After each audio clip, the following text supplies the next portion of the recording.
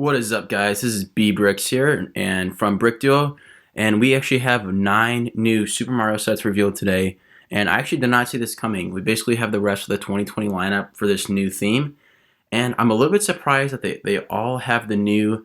They basically all incorporate the new electronic Mario system, and honestly, I'm not super into these sets in general, but I think there's some good designs here. So I'm just gonna go over all the 9 sets here.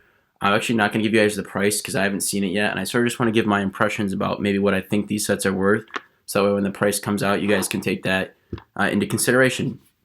Alright, so first up here we have the character packs. So these are about $5, I think, at least if I had to guess. I'm pretty sure they're $5. I might have seen this on Instagram. And essentially, they're little brick-built characters, and I'm sure they interact with the Super Mario. As you can see, they have that little barcode thing on the top of a lot of them. But they're sort of bland. You know, I would have liked to see a minifigure line personally, and hopefully we still get that. And honestly, I don't think we will get that now since we have these. They basically come in the same blind bags as the minifigures, and I'd just be surprised if they essentially release something very similar to that, say a year from now with minifigures. So honestly, a little disappointed in that. Alright, next we have the Guarded Fortress. Again, it's a good looking set, but nothing too exciting here. It incorporates the new electronic system. If I had to guess, this thing's gonna probably be like $60. And moving on here, the Desert Pokey. This one's a bit cooler than the rest. I just really like that sort of the design and shape of this set and the characters it includes. Again, I think this is probably worth about $20 if I had to say. And I think for that price, if it is that price, I think it's going to be a good buy. Anything more than that, I would say probably stay away.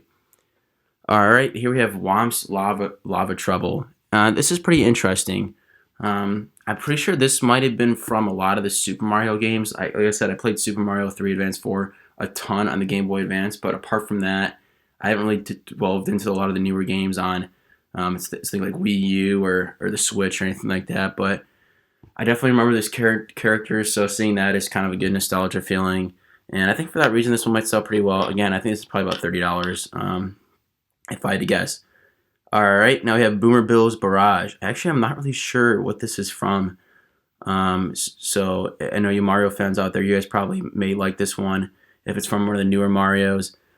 And again, I would say this is probably another like one of those $30 sets. And if I had to guess, there's probably gonna be a lot of these that I think should be 20, and they're probably gonna be like 30-ish if I had to guess, just because they incorporate the new electronic mechanism and things like that. So I mean, if this thing's 20, it's gonna be a good deal. If it's 30, it's all right. All right, Mario's House and Yoshi. This is by far my favorite out of the new 9 sets because I actually really like the Mario house build. I think it's a very good size build. I like that it sort of fits the new character sizes.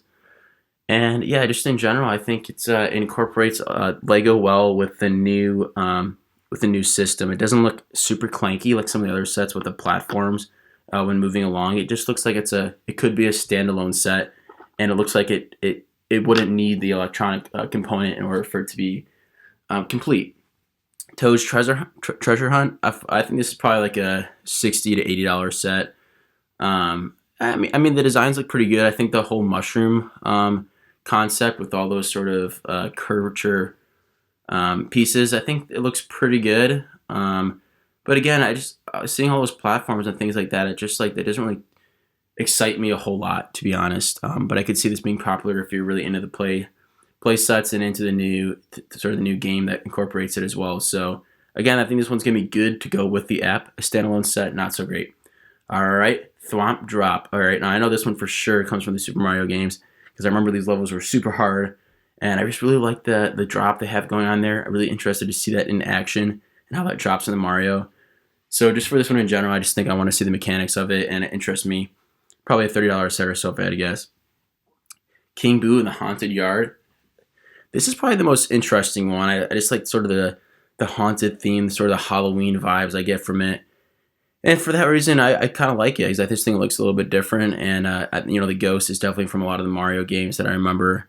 And yeah, I just like sort of like the Halloween vibe. That gate with the two angry toads there, I think is really cool too. So that sort of wraps up all of this 9 sets. Again, I would say this one is probably going to be in that $60 to $80 range, maybe $70, something like that. And yeah, overall, just my one complaint with this line so far is just it seems like a lot of these sets are just very obviously geared towards the app and the game. And as a standalone set, I don't think that a lot of these work. So it's like if you don't have the starter set, it's like it's a little bit tough. But other than that, some cool sets coming out. This is Brick Duo signing out with the news.